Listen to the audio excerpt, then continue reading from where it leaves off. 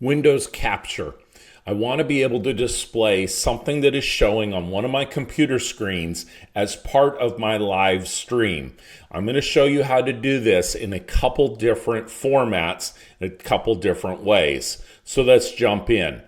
Right now, on my live screen that is going to be showing what I want to stream out to individuals, I've added a camera view and I've added a viewer count. In the background here, I want to show other information that is showing on one of my other screens that I have.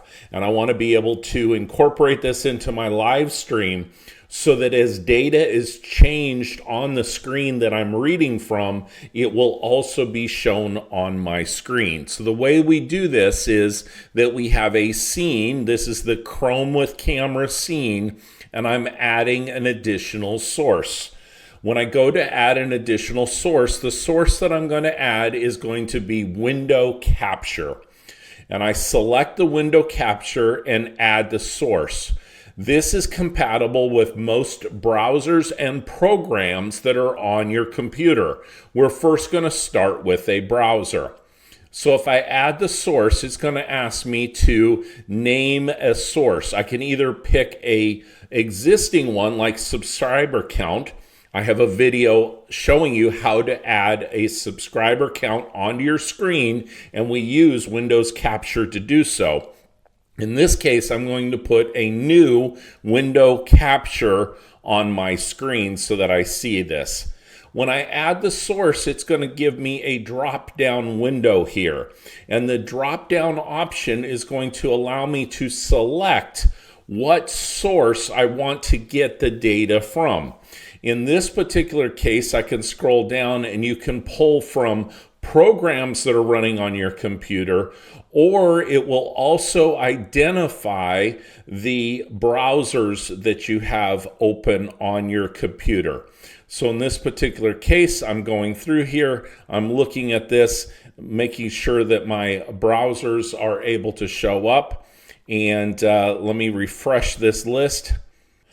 So the option allows me to do the drop down, and I'm going to select my Google Chrome view here. And in this particular case with the Google Chrome, I have it pulled up to show me a Yahoo Finance page. And we'll talk about this in just a second.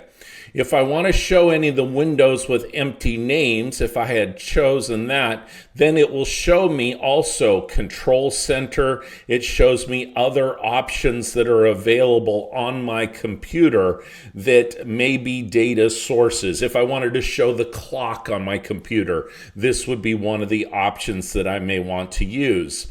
If I also want to show the window shadow, this will give me some space around it, and I don't want to do that. I want to use the true layout of the screen itself. So I've picked the Google Chrome, and I'm going to say OK. Now, as we've talked about before in other videos, and if you're not familiar with this, I have a video for an entire setup of how to get up and running, an entire tutorial of your layouts. Source, when you add a source, the source gets added at the top layer. If I drag it down just below viewer count, you now see that viewer count has shown up on the screen. If I go back and put it above the viewer count, then the viewer count disappears. If I select the screen, you now start to see where I can resize this information. And if I wanted to resize it here into the screen, I can do so. And now you start to see that my camera has shown up. So I'm going to drop this all the way down to the bottom below the camera. And now my camera shows up on top of the information. Now, I really don't want to show the ad that's up here for DirecTV. I don't want to show my Windows bar. What I'm going to do now is I'm going to crop the image. I'm going to hold in and crop the image so that all I'm seeing is the actual stock ticker price itself. I'm right above the ticker name where it actually is talking about the NASDAQ. I also don't want any of the information over here. I'm going to go ahead and pull in on this so that I'm only showing the stock information. And then over here, I'm going to move it in as well to only show that particular data and information. Now, if I go over to my other screen and scroll the screen up, the difficulty is I now pick up the ad that's down at the bottom. So if I move my screen, I want to make sure that I don't do that, because if I move the screen, I'm now going to have an offset in my layout. I don't want that to occur. So what I'm now going to do is back here in the Streamlabs desktop, I'm going to stretch this screen out, and I'm going to actually have it fill as much of the entire screen as I possibly can, and I'm going to move this back over. Now I have the stock price showing, and it is a live update of the information right here. So you see that the futures price is indicated, that there have been a couple of adjustments that are going on. Because I've done this particular layout, anything that shows in this browser, if I go and change the tab of the browser, now I have a different bit of information. Notice that it did shift down here, sneaky. The browser window that I have displayed an ad that is bigger than the ad that was there before. So you're going to run into these types of situations. Let me show you. Notice that the ad here is a full-size ad.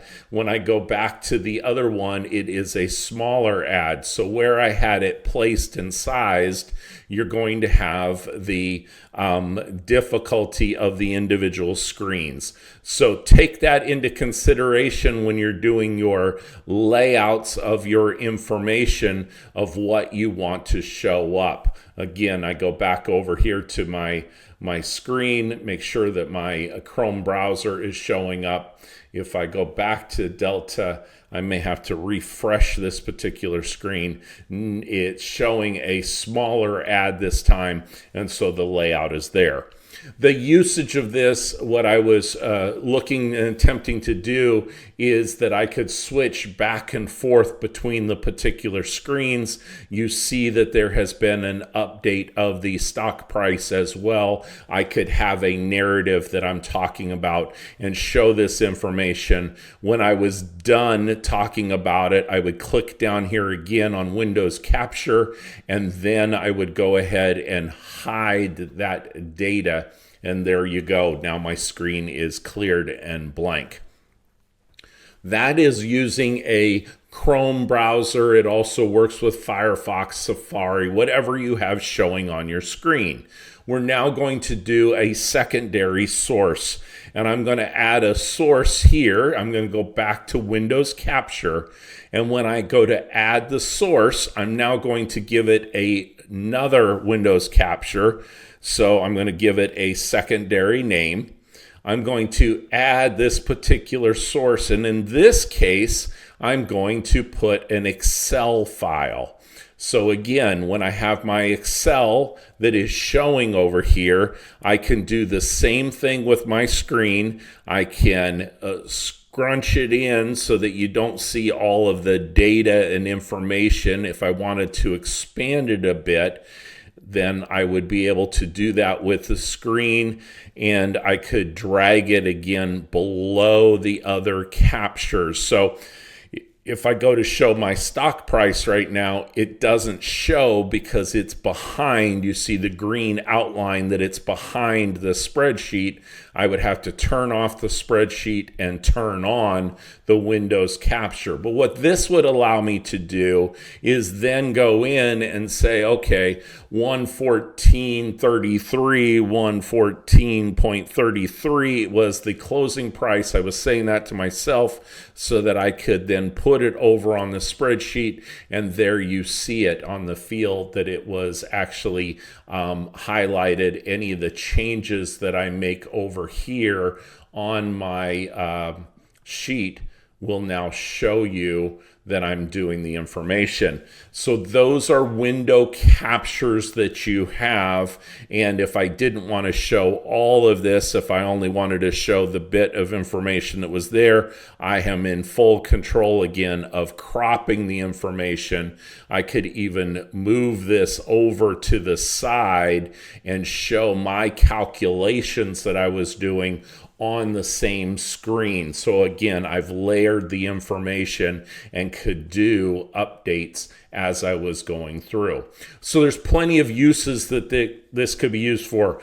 Stock prices, business information. I've used it before when I'm teaching a class and I want to show an article that has been written in a publication that is posted online. I will go pull up that particular page, pull up that particular information. If I was here and pulled up the data from my page and then did a search and pulled up that details, then it actually is showing up. It won't show up here because I have formatted this page to be specifically where the stock price is. So if I wanted the whole page to show up, then I would add an additional window capture.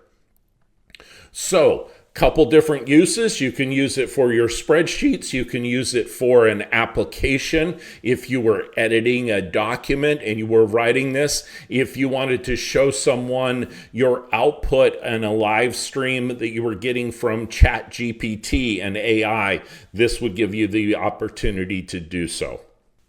So there you go. As promised, a full tutorial of the window capture. Hope this helped. Would love to know if you actually use this, and leave me a comment, subscribe to the channel. Happy streaming, and make it a great day.